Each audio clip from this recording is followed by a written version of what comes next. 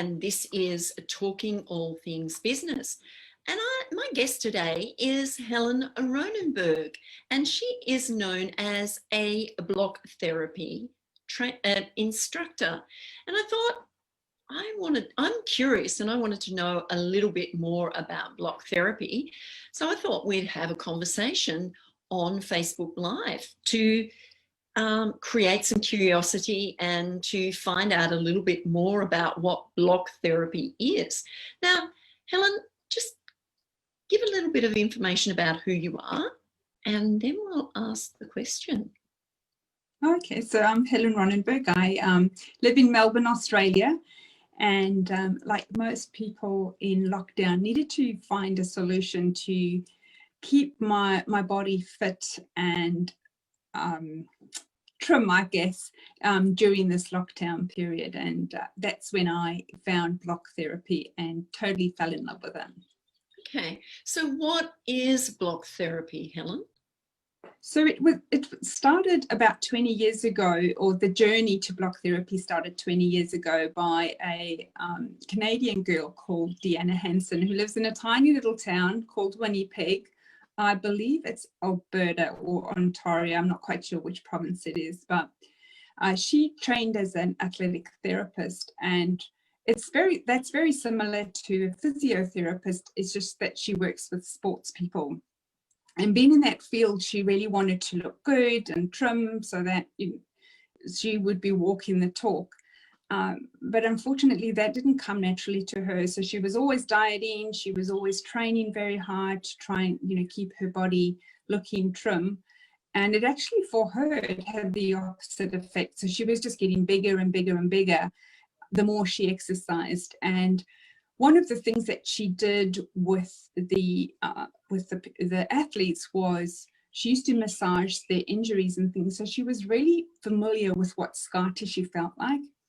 And one night she was feeling really, really depressed and, almost ready to give up. And she just put her hands on her belly and she just felt all the scar tissue inside her belly. And that kind of was a bit of a surprise for her because she had never had any injuries there. She hadn't had any children or anything like that. And the more she massaged it, the more she found. And when she woke up the next morning, she actually started to feel better. And that started her on this journey where she discovered fascia, and that it wasn't scar tissue that she was feeling, it was actually adhesions in her fascia. So she went through this period where she really started to study fascia and then changed the way she was working with the athletes and created something called fluid isometrics, which is a way that they were massaging the athletes to help them not only with the injuries, but also to help them increase their mobility. And her practice grew so big that she then started to train other therapists. And it dawned on her the one day that it would be great if they could then create a way that people could actually do this at home. And that's when she started to develop the Block Buddy, which is the tool that we use in Block Therapy. And that was around about 2008 when... Okay, so let me stop you there. So was she using that block when she was working with the athletes, or did she actually develop it a period of time after she was working with the athletes? So she was actually using her hands. Right. And, like massage therapists, they're pretty good with their hands, but when you're doing it on yourself and that's not your field, your hands get tired really quickly. Yes. So that was one of the reasons when she went and told people, to try and do it at home, their hands weren't strong enough because they weren't doing it enough. So it was only when she started looking at developing almost like a home way of doing fluid isometrics that she started to develop the Block Buddy. Right. So how did you come up with the concept of an actual block, and how did she develop that block in the first instance to know that it was going to work the way she wanted it to work as a massage therapist works? Yes, it was quite interesting. It was a 2-year journey for her to actually develop the tool.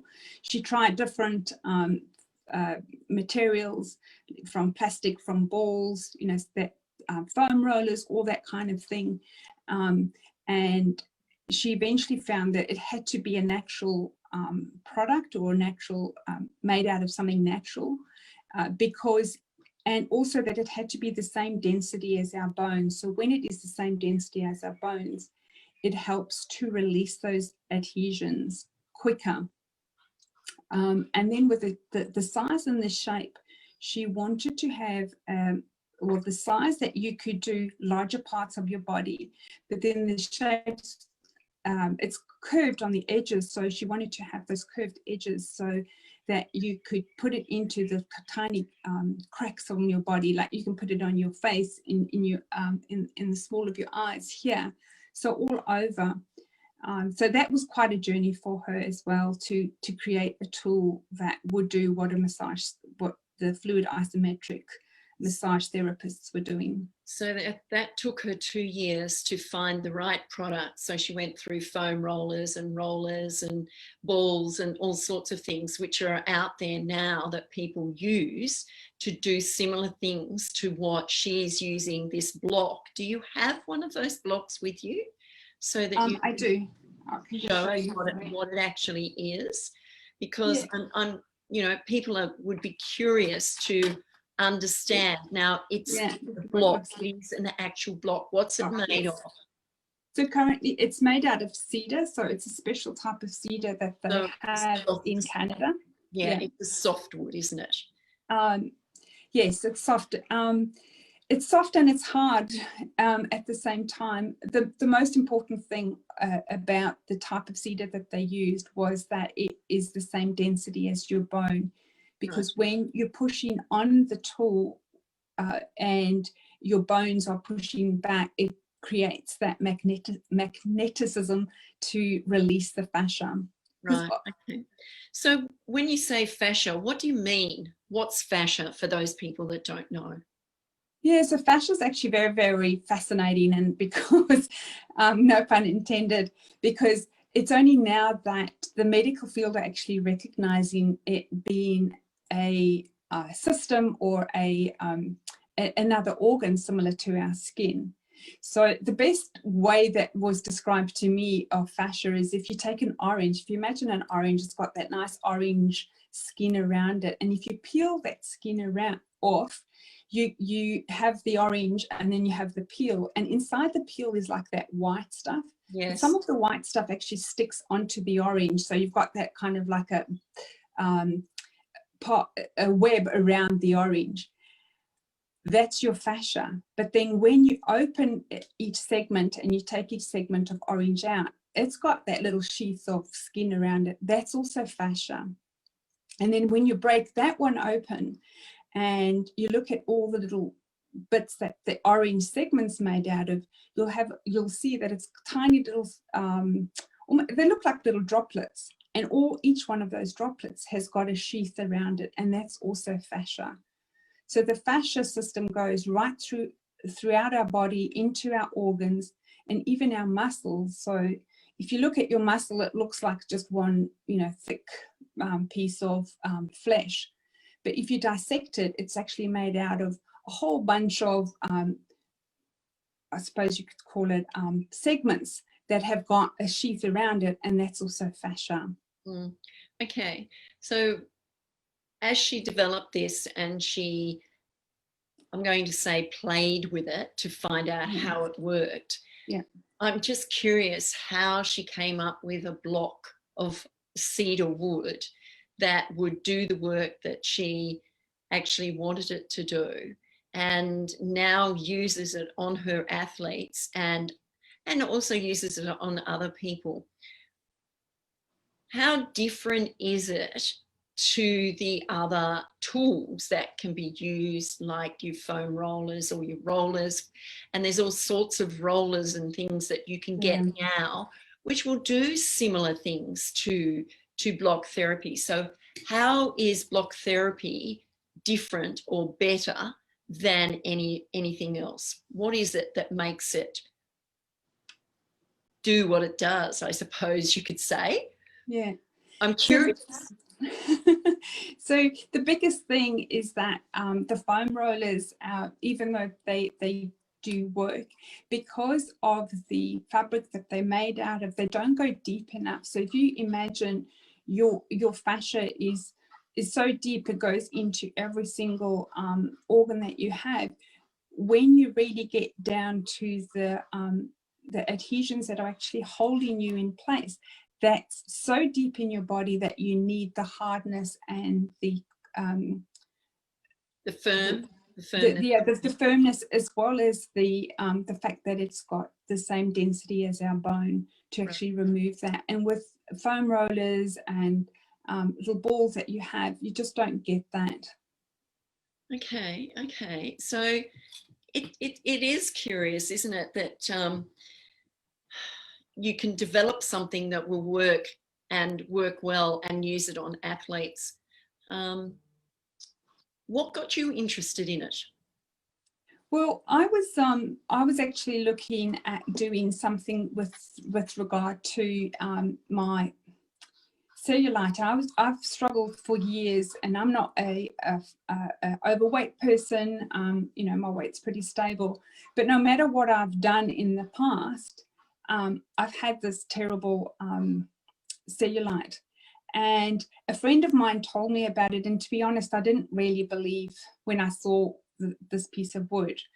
And you would be a bit skeptical about it, you know. Yeah, because it's wood, and you think, oh yes, that's going to get rid of my cellulite. How many things have we used over the years to get rid of our cellulite?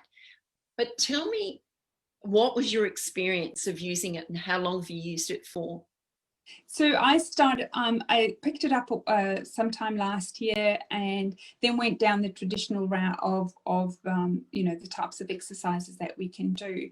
And then when we got into lockdown, and we were no longer able to go out and, you know, go to our gym classes, I picked it up again. And one of the biggest changes that I saw or felt was how quickly it helped me change the shape of my legs.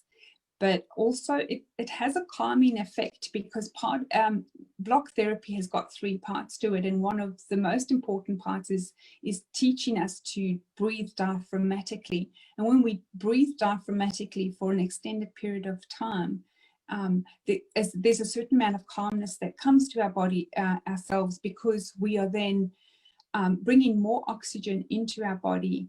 And I'm sure most people, when people get upset, or everybody says to you, start breathing deeply, and we do, but a lot of the times we breathe from our chest and not from our bellies.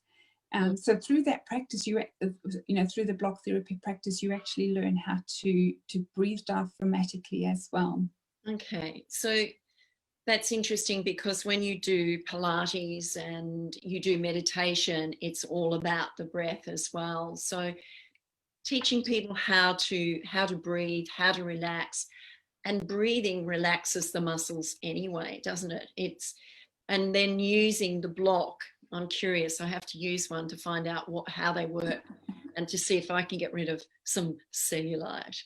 Yeah. That should be interesting. What is it that you could tell the audience or the listeners about block therapy to want to use it, you know, have a go at it? How can they connect with you to find out more about it if they're curious? Oh, well, they can connect to me on Facebook. It's probably the easiest. We've also got a website called blocktherapybliss.com, and they can connect to me over there as well. Okay, so your Facebook page is Block Therapy, or is it under your name?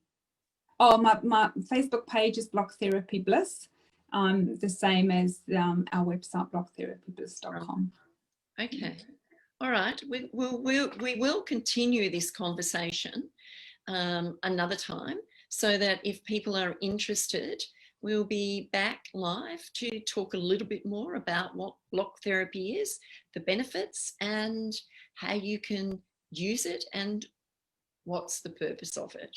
So thank you, Helen, for your time. And I'm Faye Waterman. This is Talking All Things Business. We'll be back next week. same time, 11 o'clock on Wednesday, to talk more about a different topic. Bye for now.